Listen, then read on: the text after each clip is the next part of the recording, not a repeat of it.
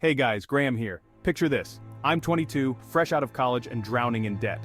Credit card bills, student loans, you name it. I'm living paycheck to paycheck, barely scraping by. One day my car breaks down. It's my only way to get to work. I open my bank app, hoping for a miracle. Balance, $17.42. My heart sinks. I can't afford repairs. I can't even afford the bus fare for the week. I'm stuck, helpless. That's when it hit me like a ton of bricks. I had to change something, fast. Financial minimalism changed my life, and it can change yours too. So, let's dive in. Are you ready to take control of your financial future? Let's do this. Alright, let's talk about the elephant in the room, the Gen Z money dilemma. You guys are facing some serious challenges. Student loan debt is through the roof. The job market is tough, and don't even get me started on housing prices. It's like the deck is stacked against you from the start. But here's the thing, you're also the most tech-savvy, adaptable generation ever. You've got tools and opportunities that previous generations could only dream of. So, what's the real problem? It's not just about money, it's about mindset. We're bombarded with messages to buy more, upgrade constantly, and live beyond our means. Social media doesn't help. Everyone's showing off their best life, and it's tempting to try to keep up. True financial freedom isn't about having the latest iPhone or the fanciest car. It's about having options, security, and peace of mind. Financial minimalism isn't about depriving yourself. It's about being intentional with your money.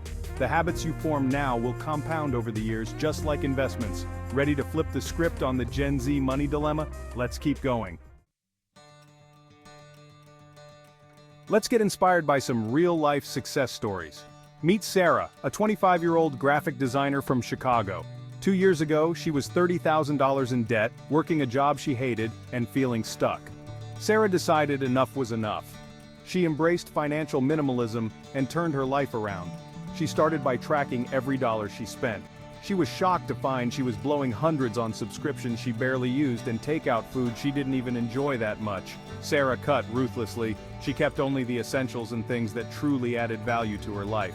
She picked up a side gig doing freelance design work. Every extra dollar went towards her debt. In just 18 months, she was debt-free. Now she's building her own design business and has started investing. Sarah says the best part isn't the money, it's the peace of mind and the ability to say no to things that don't align with her values. Debt-free advocate as Alex. Now let's talk about Alex, a 28-year-old software engineer. Alex was making good money but still living paycheck to paycheck. Lifestyle inflation was the culprit.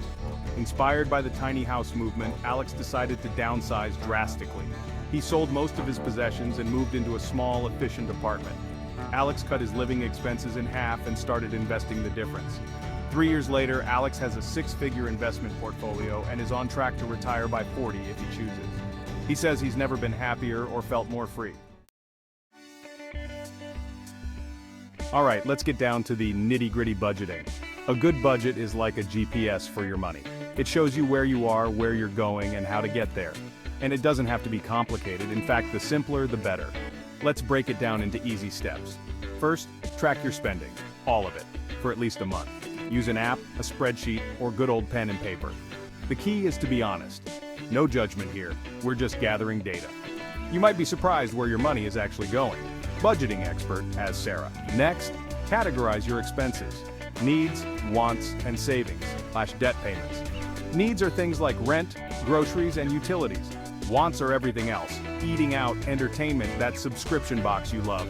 Aim to keep your needs at about 50% of your income, wants at 30%, and put 20% towards savings and debt repayment. This is just a guideline. Adjust as needed for your situation. Now set some goals. What do you want your money to do for you? Pay off debt? Build an emergency fund? Save for a trip? Write it down. Your budget is that plan. Section 5. Investing 101, Growing Your Money While You Sleep. Let's talk about making your money work for you. Investing might sound scary or complicated, but it doesn't have to be. Think of it as planting seeds for your future. The earlier you start, the more time your money has to grow. And thanks to the magic of compound interest, even small amounts can turn into something significant over time. First things first, before you start investing, make sure you have an emergency fund. Aim for 3 to 6 months of living expenses in an easily accessible savings account. This is your financial safety net. Once you have that, you're ready to dip your toes into investing. Start simple. Index funds are a great option for beginners. They're low cost and give you exposure to a broad range of stocks. It's like buying a slice of the entire market. Now you might be thinking, but Graham, I don't have much money to invest. Here's the secret. Start small. Even $20 a month can make a difference over time. There are apps like Acorns or Robinhood that let you start investing with just a few dollars. The key is consistency. Set up automatic transfers so you're investing regularly without even thinking about it. Diversification is another important concept. Section 6, the debt-free dream, why it matters. Let's get real about debt. It's not just a financial burden, it's an emotional one too. Debt can feel like a weight on your shoulders, holding you back from living the life you want. But here's the good news. Becoming debt-free is absolutely possible. And the freedom it brings, it's life-changing. First, let's talk about good debt versus bad debt. Good debt is an investment in your future, like student loans for education that increases your earning potential, or a mortgage for a home that appreciates in value. Bad debt is usually high-interest consumer debt, like credit card balances or payday loans. If you have bad debt, making it disappear should be your top priority. Start with the debt avalanche method. List all your debts from highest interest rate to lowest. Pay the minimum on all of them, but throw every extra dollar you can at the highest interest debt. This method saves you the most money in interest over time.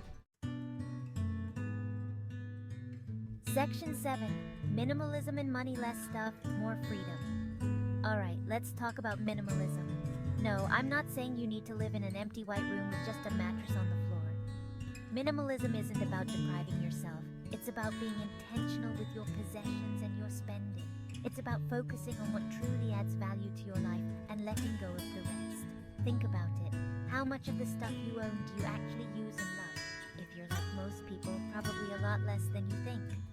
We often buy things we don't need to impress people we don't even like. It's a trap that keeps us working jobs we hate to buy stuff we don't need. Sound familiar? Minimalism is about breaking that cycle. Start by decluttering. Go through your stuff and ask yourself, does this add value to my life? If the answer is no, let it go. Sell it, donate it, or recycle it. You'll be amazed at how freeing it feels. And here's a bonus. You might make some extra cash in the process, but the real benefit is mental clarity. Less clutter in your space means less clutter in your mind. Minimalism isn't about having less. It's about making room for more of what matters. Section 8.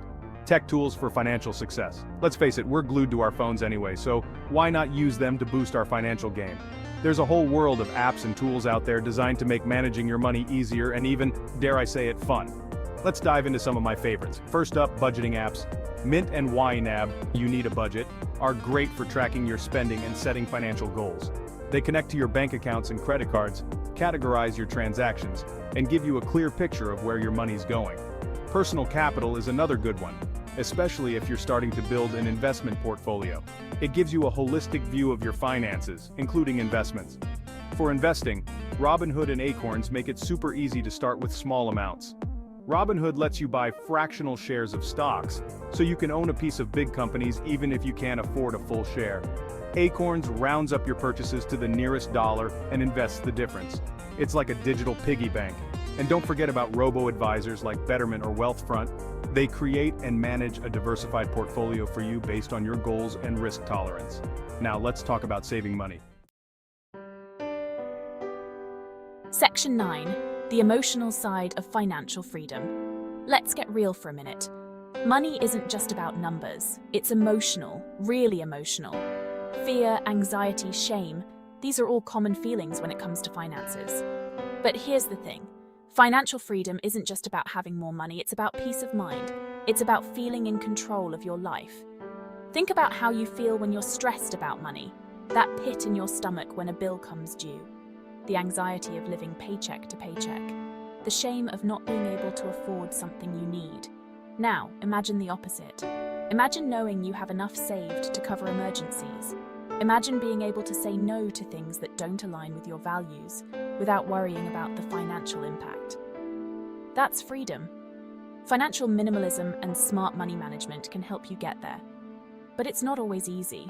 You might have to say no to things in the short term. You might feel like you're missing out sometimes. That's where mindset comes in. Focus on your why. Why are you doing this? Is it for future travel? To to start a business, to have the option to change careers. Section 10. Taking the first step, your action plan. Alright, we've covered a lot of ground. You might be feeling excited, overwhelmed, or maybe a bit of both. That's normal. The key now is to take action. Remember, you don't have to do everything at once. Small, consistent steps add up to big changes over time. So, let's break this down into a simple action plan. Step 1. Track your spending.